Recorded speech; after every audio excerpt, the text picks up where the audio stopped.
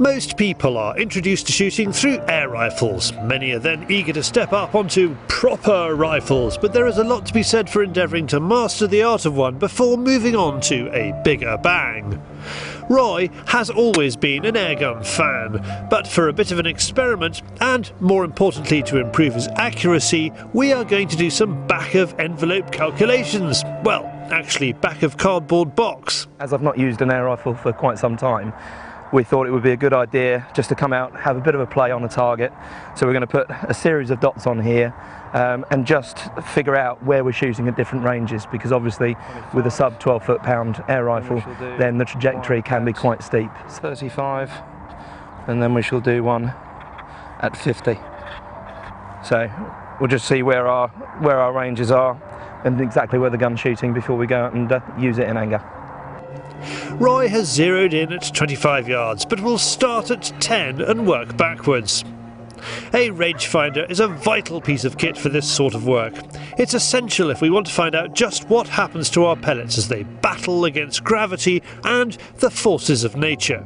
You're obviously trying to shoot headshots on a lot of animals, and so you've got a very small target area, so what you're trying to do is make sure you can be as precise as possible. So having a rangefinder really does enable you just to with pinpoint accuracy figure out where you are, and with the mil dots in the scope, if you know where you are on your range, then you can easily adjust up or down just with a little bit of hold over or hold under, and you should be smack on the target. And we'll send a pellet on the way like that. So actually at 10 that's not too low at all, so we'll just put another one in just to make sure, and same hole. So that's exactly what we should expect from an air rifle of this sort of quality. So same hole grouping. So we'll move back now to 25 and see where we go. Right, okay, so we are smack on 25, all focused in. We should just put one up the chamber. Almost same position. So we'll do it again. And we're there again. So actually there's just a touch over to the left. At 35 yards things start to get a bit more tricky, and Roy has to compensate for drop-off with holdover, and there's the gusting wind. So we're on 35 yards here, and I'm just going to hit the record button. I would have expected we'll probably get maybe a mil dot drop on here, but we shall soon find out. So hit that on the target. There you go, actually mil dot and a half, and yet we are slightly to the left on here shooting through. So we'll put another one down, see if we get the same result.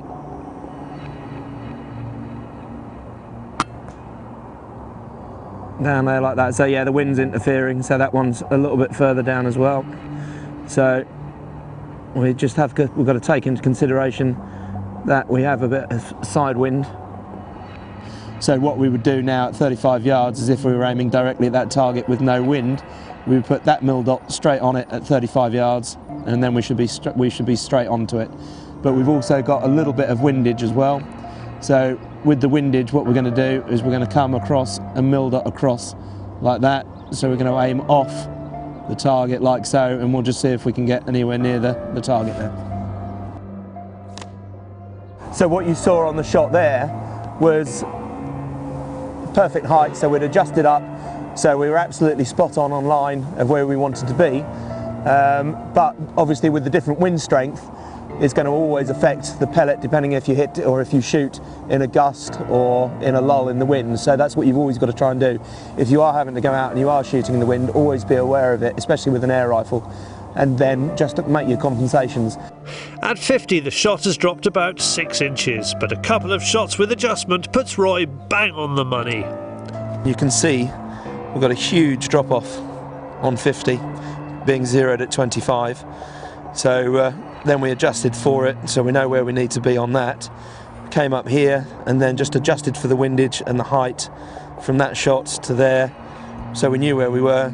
Another fine adjustment and we were smack on at the 50 yards, so hopefully we know pretty much where we're going to be. So with a clear picture of where that pellet is flying, it's time for an airgun safari. Roy's eccentric family home has a wide range of bird life, from eagles to doves to peacocks, so there's plenty of food about for crows, pigeons, rabbits and squirrels. With the camera watching Roy's every move, we can analyse where he's putting the crosshairs and see just how the quarry reacts.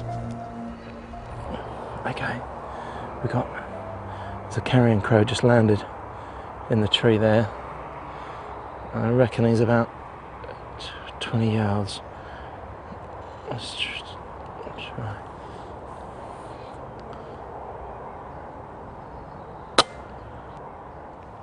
Oh, no way. That just parted his feathers by the looks of that. I want to go and have a look at that and replay. So I think I just undercompensated where he was sitting high up in the tree there. The shot looked like it just went straight over the top of his head and just skimmed it. And I think that must have been down to the angle that I was shooting at. So I was aiming smack on, but the pellet went above. So I think I didn't compensate because we were shooting at quite a steep angle up. Oh well, hopefully another one will come in. Okay, so about 40 yards.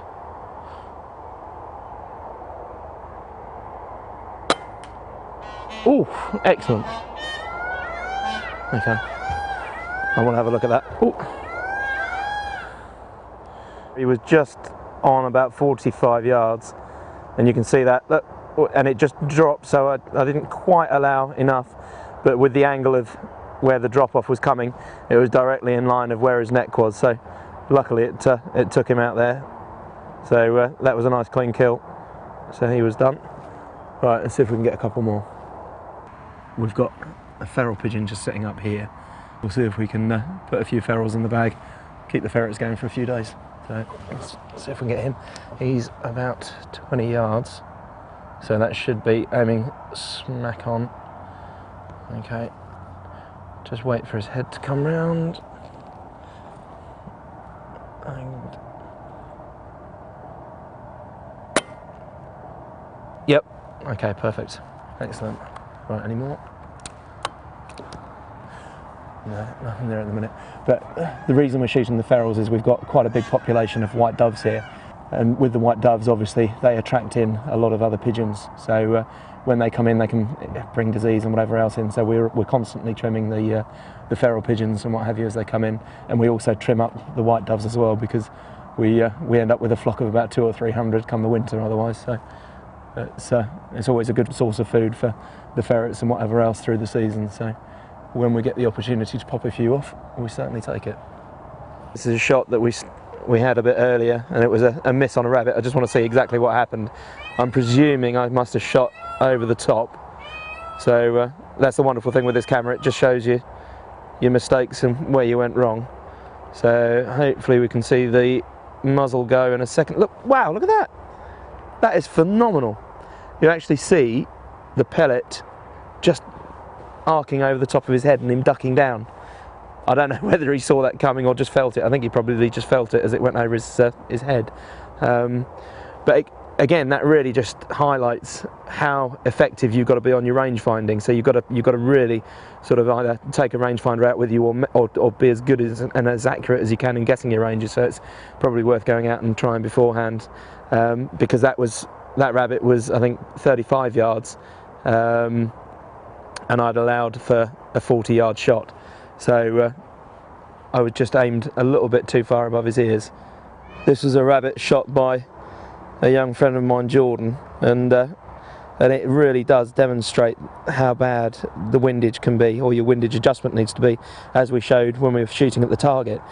So when the pellet goes, you can see it's taken by the wind. So on this shot, we've got a left to right wind, and you can see it taking the shot, or taking the pellet right over, and rather than hitting in the head of the rabbit, it goes in and hits it square in the chest. So still a very good kill shot, but not the one he was after. So you could see he'd already come forward, so he'd come forward to allow for the windage, but just not quite enough. And luckily the pellet still found its mark. We've had some success, but Roy is not overly happy. He thinks that some fine-tuning could improve his accuracy. One of the problems has been changing the magnification on the scope. This has been putting the mil dots out, which means the adjustments he's making are not precise. He also wants to re-zero at 35 yards and work through the ranges again. He believes this will deliver a flatter trajectory, which means less time worrying about compensating for the shot in the field.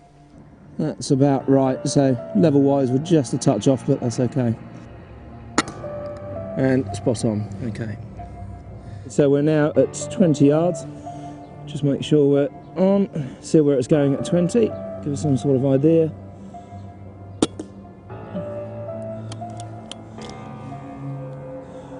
Just to make sure, always take a couple of shots. Yeah, that one, we're just exactly 1 mil dot high there. Onto the 40. And again, the wind's just taking a little bit there. Onto the 50 dot. It seems to be more in line, but the wind stopped there. We didn't get any windage issues. So this is out to 60. And we'll see how much more drop away we get just with that extra 10 yards. So let's now look at the complete picture for 4 different scenarios.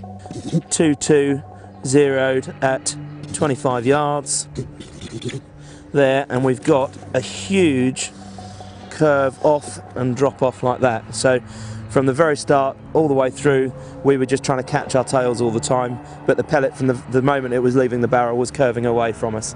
With a 2-2 zeroed at 35 yards, excuse my writing, it's awful, and you can see here we started off at 10, so we're a little bit high at 10, and then we've got the curve going up, over, round, dropping off, and then really dropping away there. So this is 2-2 zeroed at 30 yards, okay, so slightly low at 10, but not enough off to really matter, and then we go just up a little bit to 20, through 30 perfectly, and drop down to 50. So that's almost a more usable curve of the trajectory on there.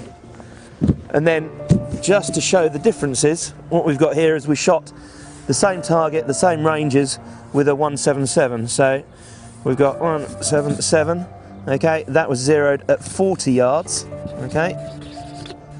And then you can see here, spot on at 10, a little bit high at 20, still rising to 30, smack on at 40, down through to 50, okay? So it was dropping off there, but throughout the range of 10 to 40, a much better trajectory.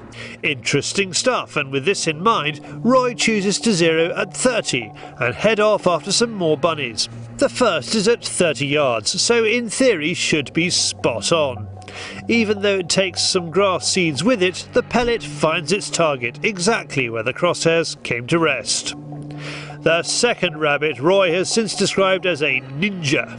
This shot is at 17 yards. Again, remembering we are zeroed at 30, Roy puts the crosshairs level with the eye. He expects the pellet to be rising, so we'll find the target between the centre and the first mil dot. However, this rabbit has other ideas, and it ducks. Not in response to a low-flying object soaring over his head, but just before the pellet reaches its target. Slowing the shot down further, it clearly shows the ear being clipped. Did it hear the shot? Did it see the pellet? You tell us. Whatever you think, it's a great excuse if you miss.